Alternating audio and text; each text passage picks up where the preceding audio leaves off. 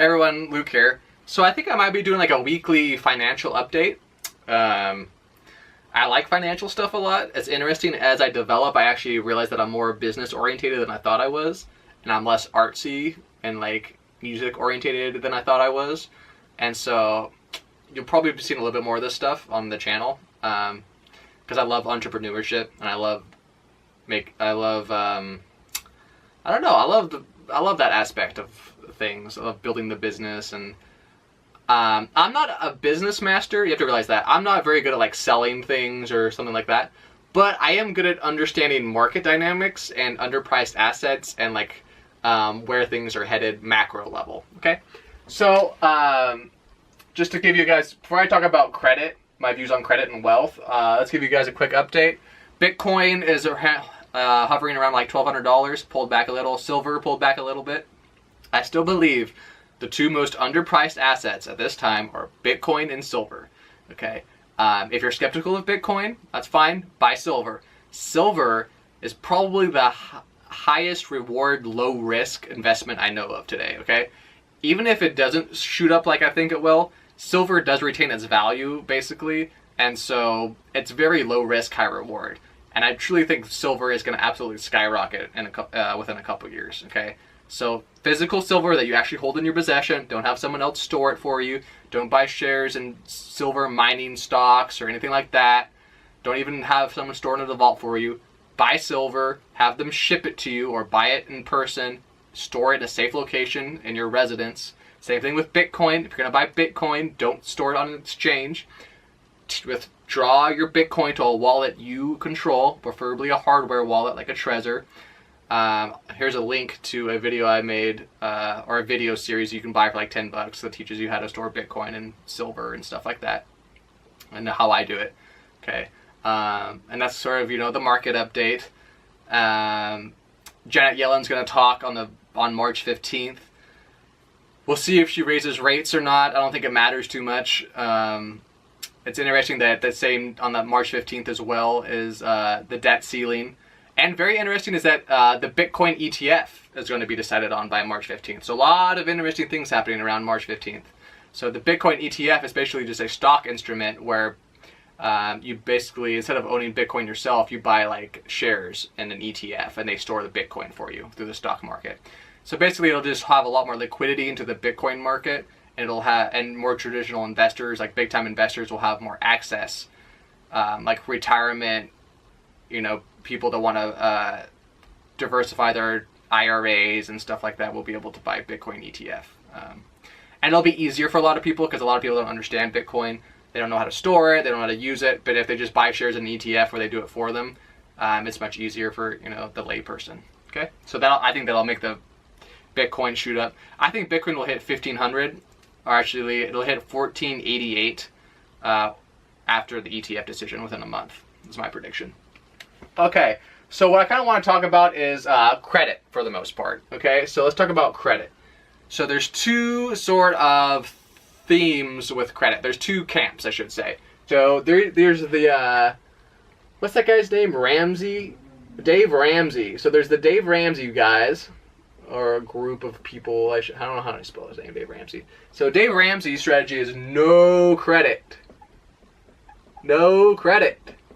So his line of thinking and these sort of people are no credit, everything in cash, own everything outright, live very frugally, invest as much money as possible, don't do a lot of risky investments, drive used cars, thrifty clothes, be thrifty, and then someday when you're older you'll have, accumulated quite a bit of wealth, which is true. And there's nothing wrong with this method. It's a good method. The second method is kind of like Rich Dad, Poor Dad. What's his name? Yamasaki? Or Kiyosaki? Is that his name? Kiyosaki? I'll just say Rich Dad, Poor Dad. And this is sort of the other line of thinking. So let's put Rich Dad, Poor Dad. So this is use credit as a tool, or it's just use credit to buy assets, basically. So for example, with the Rich Dad, poor dad strategy, if you had a house that you could buy with credit, but it cash flowed, so let's say there's a duplex, right? And it cost $100,000 to buy the duplex. And your monthly mortgage payment, if you took out a loan to buy the duplex, your monthly payment would be $500. But if you put renters in there and they paid you rent, they would pay you $800. And so you'd be making $300. So even though you're in debt and you owed a mortgage on the house, you'd be cash flowing $300 a month. And you'd also be building equity in that house, okay? So Dave Ramsey doesn't like that, okay? He says you shouldn't have any credit cards or any credit whatsoever. And so which one is the truth? Should you be using credit to buy assets and do business deals? Should you be using credit? Or should you have no credit at all, and being frugal with your life and just saving? Well, the answer is both. Both. People are so extreme on their views on everything. It's both. You got to do both. Let me give you an example here. Okay? So, you should take the Dave Ramsey style in that live below your means. You shouldn't buy new cars. You should buy used cars, okay? Because they're a lot cheaper, okay? The moment you drive a car off of the lot, it becomes worth less. So anytime you buy a depreciating asset, like a car, a depreciating asset is an asset that becomes worth less over time. You should buy it as cheaply as possible, okay? So drive used cars. Don't wear expensive clothing, okay? This is a generic t-shirt that I bought off of Amazon, actually. I actually bought this with Bitcoin. But, don't buy fancy things. Don't go on a lot of expensive vacations, preferably. You don't need an iPhone 7 the moment it comes out. It's ridiculous, okay? Buy a used cell phone. It's fine.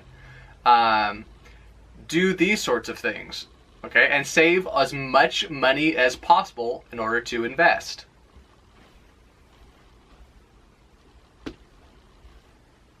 Okay?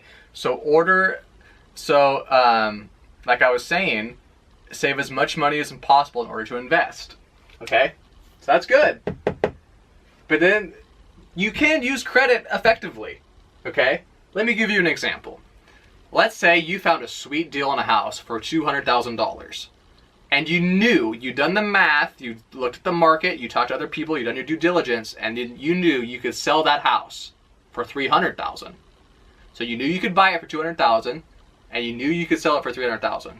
Okay, you done your due diligence, like I said, and you assumed that you knew this was fact. The market was telling you this after you've done the math, and 3 times. Okay, how many people have $200,000 laying around? They probably don't. But you can use credit to buy that house.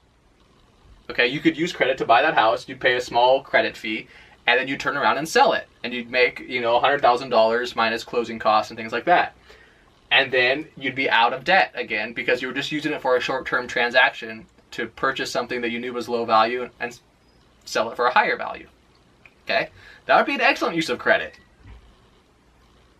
Having long-term credit, is not a good idea. It would not be a good idea to take out a bunch of credit to buy new clothes, okay? So people, they have credit cards, right? And they think it's free money, and then they use their money basically to buy new iPhones, fancy clothes that they can't afford because they think it's just magic money that they have access to. And this is bad, okay? So you want to combine the best of both. Use credit when it's appropriate and be frugal and invest all the money you can. Invest money into your business, invest money into investments, okay? And do both. So Dave Ramsey's argument is that if you have access to even a credit card, the temptation's too much. And that could be true. If you're a person that can't limit himself with his credit card and can't limit himself when he has access to credit, then for you, more of a Dave Ramsey style is adequate, okay? Because you know that you can't control yourself. And that's an important aspect. I would argue that if you heal yourself and meditate, you can get over that and learn how to control credit. Or you might take more of the rich dad, poor dad.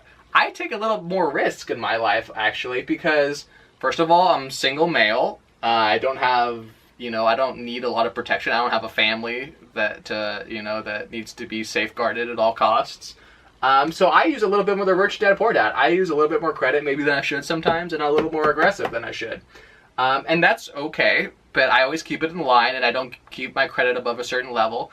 And I always make sure that whatever I do with my credit, I can pay it back and stuff like that. You know what I mean? So the key is both. Okay, so do what you love, focus on your business, invest in yourself. Investing back into your business is often the best solution. Okay, so that's one of the arguments that they both make, is that when you're frugal, you can invest more money back into your business, so you can make more cash flow and rinse, repeat. Okay, but in order to build wealth, do both. Build wealth by saving as much money as you possibly can, putting it into investments that cash flow, and then only using credit for short-term deals or something you absolutely have to. Would be my recommendation. Okay, and do both. Okay, that's it for this video. Hope you guys enjoy it.